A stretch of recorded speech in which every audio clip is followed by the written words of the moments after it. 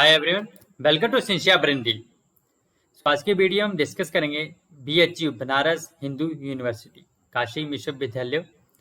काशी हिंदू विश्वविद्यालय जो है उसमें जो पीएचडी एंट्रांस का एग्जाम हुआ था अभी रिसेंटली, आरईटी 2022। आरईटी मतलब रिसर्च एंट्रांस टेस्ट, जो कि पीएचडी के लिए एग्जाम होता है बीएचयू में। 2022 का जो अभी पेपर हुआ था रिसेंटली, तो उसका हम पेपर जो सॉल्व करेंगे, तो उसका आज के वीडियो में पार्ट 1 डिस्कस करेंगे, जिसमें कि 40 क्वेश्चंस हैं, और जो पार्ट 2 है उसमें जो सब्जेक्ट मैटर है आपका उसके 60 क्वेश्चंस हैं। तो टोटल हम कह सकते हैं कि 100 क्वेश्चन है।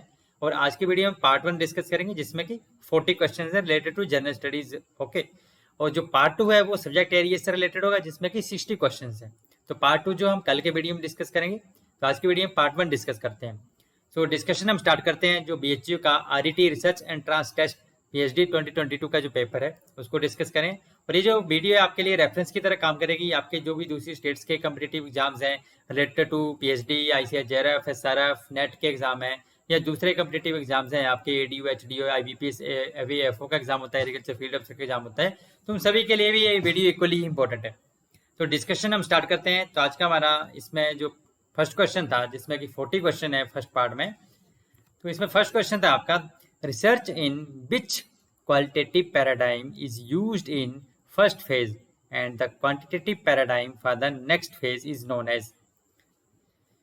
सो ऐसा रिसर्च मेथोडोलॉजी जिसमें कि क्वालिटेटिव पैराडाइम को हम यूज करते हैं फर्स्ट फेज में, ठीक है, और क्वांटिटेटिव पैराडाइम को यूज करते हैं नेक्स्ट फेज में, तो उस रिसर्च अप्रोच को हम क्या कहते हैं, राइट।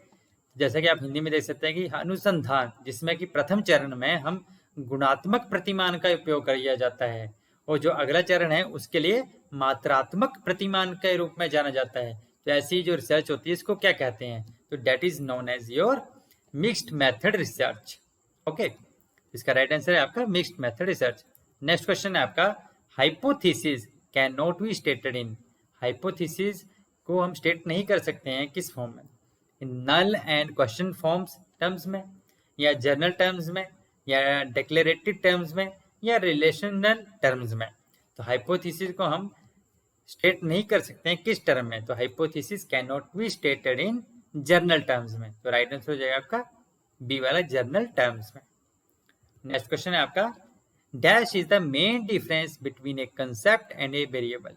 एक वेरिएबल और कंसेप्ट में जो मेन डिफरेंस है वो किस चीज का होता है, असेसमेंट का, मेजरेबिलिटी का, कंसिडरेशन का, या व्यू पॉइंट का।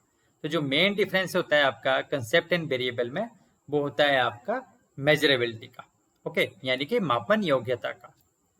नेक्स्ट क्वेश्चन है आपका, which among the following is not an example of referencing style. इनमें से कौन सा आपका रेफरेंस स्टाइल का एग्जाम्पल नहीं है। आपको पता है जो भी आप रिसर्च पेपर लिखते हैं, बुक चैप्टर्स लिखते हैं, आर्टिकल्स लिखते हैं, तो उसमें आप नीचे रेफरेंस साइट करते हैं। तो इसमें से उसके भी लिखने के डिफरेंट स्टाइल्स होंगे, राइट। आपको पता है जैसे कि कुछ जर्नल में वैंकूवर स्टाइल फॉलो किया जाता है, कुछ में स्प्रिंगर बेसिक स्टाइल फॉलो किया जाता है। तो इस तरह से डिफरेंट स्टाइल्स हैं रेफरेंसेस को लिखने के, साइटेशन के। तो इस आपको ये बताना है कि इसमें से कौन सा जो है एक रेफरेंस का स्टाइल नहीं है। तो वैंकूवर, ओंटारियो, शिकागो, हार्वर्ड, तो इसमें आप देख सकते हैं कि वैंकूवर भी है। तो इसमें राइट आंसर जो है which is not a reference style, that is your Ontario, ठीक है। ओंटारियो जो है वो एक रेफरेंस स्टाइल नहीं है। Next is which among the following is used for dimensionality reduction. तो बहुत सारा डाटा आपका स्कैटर्ड है, ठीक है। तो मतलब एक तरह से डायमेंशन को रिड्यूस करने के लिए आप कौन सा एनालिसिस करते हैं, cluster analysis, principal component analysis, ANCOVA या अनोवा। जिसका राइट आंसर है आपका बी वाला, यानी कि प्रिंसिपल कंपोनेंट एनालिसिस, राइट। तो that is used for your reducing dimensionality reduction. Next is A measuring instrument is reliable if it provides. कोई भी एक मापक यंत्र यानी कि मेजरिंग इंस्ट्रूमेंट जो होता है वो रिलायबल होता है, विश्वसनीय होता है, इफ इट प्रोवाइड्स, अगर ये प्रोवाइड करता है क्या, कंसिस्टेंट रिजल्ट देता है, डिजायर्ड रिजल्ट देता है, सूटेबल रिजल्ट देता है, या कंपेरेबल रिजल्ट देता है। तो ये रिलायबल होता है एक मेजरिंग इंस्ट्रूमेंट जब ये प्रोवाइड करता है कंसिस्टेंट रिजल्ट्स। नेक्स्ट इज दो स्टेटमेंट दिए हैं यहाँ पे आपको दोनों स्टेटमेंट को पढ़ के आपको ये बताना है कि इनमें से कौन सी ऑप्शन जो है इसमें राइट आंसर है। तो फर्स्ट स्टेटमेंट है कि the surveys are conducted in case of descriptive research studies whereas experiments are a part of experimental research studies. पहली स्टेटमेंट ये है कि जो सर्वे कंडक्ट किए जाते हैं वो डिस्क्रिप्टिव रिसर्च स्टडीज में किए जाते हैं, और जो एक्सपेरिमेंट किए जाते हैं वो किए जाते हैं एक तरह से एक्सपेरिमेंटल रिसर्च स्टडीज का पार्ट होते हैं। और दूसरी स्टेटमेंट आपकी, the survey research studies usually have the smaller samples. जो सर्वे वाली जो रिसर्च स्टडीज होती हैं उसका सैंपल साइज स्मॉल होता है, और जो एक्सपेरिमेंटल स्टडीज होती हैं उसमें जो सैंपल साइज होता है वो लार्ज होता है। तो दूसरी स्टेटमेंट ये है। तो आपको ये बताना है कि इनमें से कौन सी स्टेटमेंट सही है, कौन सी गलत है, या दोनों सही है। तो पहली ऑप्शन जैसे कि A this is true but B is false, पहली वाली तो सही है बट बी फॉल्स है। तो उस तरह से आपको बताना है कि इसमें से कौन सा ऑप्शन जो है सही बैठता है इसके ऊपर। तो इसका राइट आंसर है आपका, ये हो जाएगा आपका दिस वन, कि this is true and B is false. A वाली जो स्टेटमेंट है ये तो ट्रू है कि सर्वे जो कंडक्ट किए जाते हैं इन case of descriptive research studies में किए जाते हैं, वो जो आपका एक्सपेरिमेंट है वो एक पार्ट है एक्सपेरिमेंटल रिसर्च स्टडीज का, राइट। बट बी वाली स्टेटमेंट जो है इसमें फॉल्स है। तो right answer is this one. Next है आपका question, but is the maximum similarities limit as prescribed by the UGC plagiarism regulation act 2018। तो यूजीसी का, यूनिवर्सिटी ग्रांट कमीशन का, 2018 का प्लेजरिज्म रेगुलेशन एक्ट आया था 2018 में। तो उसके अकॉर्डिंग कितने परसेंट सिमिलरिटी जो मैक्सिमम सिमिलरिटी इतने परसेंट तक अलाउड है। अगर आप कहीं से भी कुछ डॉक्यूमेंट पब्लिश करते हैं, कोई आपका रिसर्च पेपर है, कोई थीसिस है, कोई चैप्टर है, तो इतने परसेंट तक अलाउड है, उससे ज्यादा नहीं। सिमिलरिटी इंडेक्स जो होता है आपका प्लेजरिज्म चेक, इसका राइट आंसर है आपका डी वाला, यानी कि 10% तक ओनली। ओके, इससे ज्यादा अलाउड नहीं है। नेक्स्ट है आपका अनोवा स्टैटिस्टिकली कंपेयर्स द, जो आपका अनोवा होता है एनालिसिस ऑफ वेरिएंस। तो स्टैटिस्टिकली किस चीज को कंपेयर करता है, variance of several population, means of two more than two groups, या स्टैंडर्ड डेविएशन को, या मोड्स ऑफ सेवरल पॉपुलेशंस को। तो इसका जैसे कि अनोवा यानी कि एनालिसिस ऑफ वेरिएंस, तो यहीं से डिपिक्ट हो रहा है ना।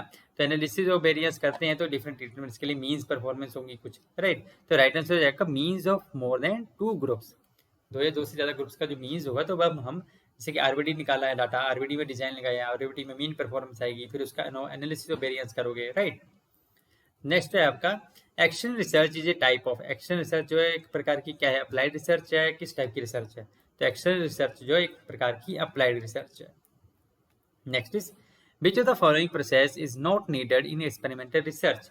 जो आपकी एक्सपेरिमेंटल रिसर्च होती है उसमें से कौन सी प्रोसेस नहीं चाहिए इसमें से, ठीक है। सर्वे, कंट्रोलिंग, ऑब्जर्वेशन या मैनिपुलेशन। तो जो एक्सपेरिमेंटल रिसर्च होती है उसमें, इसमें आपको जो आपका सर्वे होता है that is not needed, okay. अगला क्वेश्चन है विच among the following is an example of non probability sampling. इनमें से कौन सा जो नॉन प्रोबेबिलिटी सैंपलिंग का उदाहरण है। तो इसका राइट आंसर है आपका सी, कोटा सैंपलिंग। कोटा सैंपलिंग जो है दैट इज हम बोल सकते हैं कि नॉन प्रोबेबिलिटी सैंपलिंग का उदाहरण है। अगला क्वेश्चन है आपका which of the following is final step in the research process. Research process में फाइनल स्टेप कौन सा होता है। इसका राइट आंसर हो जाएगा आपका सी वाला, रिपोर्ट राइटिंग। किसी भी रिसर्च प्रोसेस में जो फाइनल स्टेप होता है वो होता है आपका रिपोर्ट राइटिंग का। नेक्स्ट क्वेश्चन है विच among the following is a discrete variable. इनमें से कौन सा जो है डिस्क्रीट वेरिएबल का एग्जांपल है। तो that is your parity. Parity जो है that is the example of discrete variable. Next is, तो इसमें आप देखेंगे क्वेश्चन है कि if we have to select a sample of 350 items. अगर हमें 350 आइटम का सैंपल सिलेक्ट करना है from the population of 20,000 item, इसमें 20,000 आइटम्स हैं और हमें 350 आइटम का सैंपल सिलेक्ट करना है, then we can put the names और numbers of all the 20,000 items on the slips of paper and conduct a lottery. This type of sampling is known as, इस type की sampling को हम क्या कहते हैं, तो that is known as your simple random sampling. Next question है advance search option in the Google Scholar helps in. जो गूगल स्कॉलर होता है आपका, गूगल स्कॉलर जो रिसर्च अकाउंट होता है हमारा, तो उसमें जो एडवांस रिसर्च ऑप्शन होती है वो किस चीज़ के में हेल्प करती है। तो that helps in your precise literature review में। नेक्स्ट क्वेश्चन है आपका the purpose of sampling is. जो सैम्पलिंग होती है उसका मेन उद्देश्य क्या होता है। तो सैम्पलिंग का जो मेन उद्देश्य होता है that is your high cost. The purpose of sampling is, नमूने लेने का उद्देश्य क्या है, हाई कॉस्ट, उच्च लागत। Next is find the median of the data 3, 2, 5, 7, 3, 9, 10, 9, okay. इसका जब आप मीडियन कैलकुलेट करोगे तो वो आएगा आपको बस 8। नेक्स्ट क्वेश्चन है which of the following checklist is use to report the systematic review. इनमें से कौन सी चेकलिस्ट जो है वो यूज किया जाता है एक सिस्टमेटिक रिव्यू रिपोर्ट करने के लिए। इसका राइट आंसर है आपका सी वाला, यानी कि PRISMA. Next is the various test such as chi test, T test, F test, they have been developed by statistician for जो डिफरेंट टाइप के टेस्ट हैं हमारे, काइस के टेस्ट हो गया, टी टेस्ट, एफ टेस्ट, तो ये किस लिए यूज किए जाते हैं? इसका राइट आंसर है आपका सी वाला, यानी कि टेस्टिंग द हाइपोथेसिस को टेस्ट करने के लिए यूज किया जाता है। Next is the number of employees promoted to the post of manager in the 6 different banks over the year, वो उसका डेटा दिया हुआ है। तो आपको इस डेटा के बेस पे ये बताना है कि what is the percent increase in number of employees promoted by the UCO Bank in the 2017 from the previous year। तो आप देखते हैं ये जो यूको बैंक है जिसका भी करंट का डाटा है, ठीक है, जो तो आप देख सकते हैं कि कितने परसेंट इंक्रीज हुआ है यूको बैंक में, जो आपका एम्प्लॉइज का डाटा है, तो परसेंट में कितने परसेंट इंक्रीज हुआ है अगर आप 2017 की तुलना करें तो इसका जब आप कैलकुलेट करोगे तो that would be equivalent to 64.86%। Next question है आपका, A dash allows us to determine if there is a significant difference between the means of two groups which may be related in certain features। तो ये बोल रहा है कि किन में से कौन सा टेस्ट हम यूज करते हैं to determine the significant difference between the means of two groups. दो ग्रुप्स के मीन में सिग्निफिकेंट डिफरेंस को आइडेंटिफाई करने के लिए हम इनमें से कौन सा टेस्ट यूज कर सकते हैं, तो that is your T test. Next है आपका, but does plagiarism software do. जो प्लेजरिज्म सॉफ्टवेयर होता है आपका, तो वो क्या करता है एक्चुअली? तो प्लेजरिज्म सॉफ्टवेयर क्या करता है actually? It provide similarities to your contents from the contents on the web. जो ऑलरेडी अवेलेबल कंटेंट है आपके टॉपिक से रिलेटेड, तो आपका टॉपिक और उसमें कितनी % सिमिलरिटी आ रही है। नेक्स्ट क्वेश्चन है आपका, which of the following is not an example of validity of the test in research. इनमें से कौन सा जो है कि एग्जांपल नहीं है किस चीज का, validity of test in the research, तो डेट इज योर रैशनल। अगला क्वेश्चन है, द हॉरिजेंटल एक्सिस और the line in a graph is known as. जो एक ग्राफ होता है उसमें हॉरिजेंटल लाइन या हॉरिजेंटल एक्सिस को क्या कहते हैं, तो that is known as your abscissa. Next question है आपका, फैब्रिकेशन मीन्स। जो फैब्रिकेशन होती है उसका क्या मतलब होता है, तो जो फैब्रिकेशन होती है उसका मतलब होता है आपका intentional act of fabricating data और the results, recording and reporting them. एक हम कह सकते हैं कि डेटा या रिकॉर्डिंग जो होती है उसको हम फैब्रिकेट करते हैं डेलिबरेटली। ओके, नेक्स्ट क्वेश्चन है आपका, the 4 necessary steps involve in conducting A literature review. एक लिटरेचर का जब हम रिव्यू करते हैं तो उसको कंडक्ट करने के लिए 4 इंपॉर्टेंट स्टेप्स क्या हैं, तो आपको इस सीक्वेंस में आपको बताना है। तो इसका राइट आंसर है आपका, आप देखेंगे तो डेट इज योर बी वाला, यानी कि BDAC। तो पहला इंपॉर्टेंट स्टेप होगा आपका searching for the existing literature in your area of study. सबसे पहले हम जो भी ऑलरेडी लिटरेचर अवेलेबल है हमारा, जो इस पर भी हम रिव्यू करने वाले हैं, स्टडी करने वाले हैं, तो उसका कितना अवेलेबल एरिया जो रिसर्च है वो अवेलेबल है, कितने रिसर्च पेपर आपको मिल सकते हैं, लिटरेचर आपने पहले आइडेंटिफाई करना है। देन दूसरा स्टेप आ जाएगा आपका डी वाला, यानी कि रिव्यूइंग द सिलेक्टेड लिटरेचर। फिर आप उसमें से कुछ लिटरेचर, कुछ पेपर सेलेक्ट करोगे और उनको रिव्यू करोगे। देन नेक्स्ट के बाद आएगा ए वाला पार्ट, यानी कि डेवलपिंग ए थ्योरेटिकल फ्रेमवर्क। फिर एक ड्राफ्ट टाइप बना दोगे, फ्रेमवर्क बना दोगे उस टॉपिक का। And then finally developing a conceptual framework, और उसके बाद उसको कंसेप्ट फॉर्म में ला देना, राइट। नेक्स्ट क्वेश्चन है आपका, the number of employees promoted the post of manager in 6 different bank are over the years are this. तो इसमें किस रेशियो में आप देख सकते हैं, क्वेश्चन है कि what is the respective ratio total number of employees promoted by the Canara bank in the year 2016 and 19 together to total number of employees promoted by the State Bank of India from the same year. तो इसकी जब आप total ratio calculate करोगे that would be 33:38। Next is a level of significance of 5% is same as. जो 5% के सार्थकता का स्तर समान है किसके, मतलब जो 5% लेवल ऑफ सिग्निफिकेंस होता है वो सेम होता है किस चीज के, that is equivalent to your we are 95% confident that the results have not occupied by chance. Next question है आपका, which of the following citation follows the MLA style of referencing. इनमें से कौन सा जो MLA स्टाइल ऑफ रेफरेंसिंग का है, तो दैट इज योर B1 वाला। तो this is your MLA style of referencing है जो आप लास्ट में साइटेशन करते हैं। नेक्स्ट है, the good research questions must not have the following characteristics. जो अच्छा रिसर्च क्वेश्चन होता है तो उसमें ये वाली विशेषता नहीं होंगी, कौन सी भी नहीं होगी।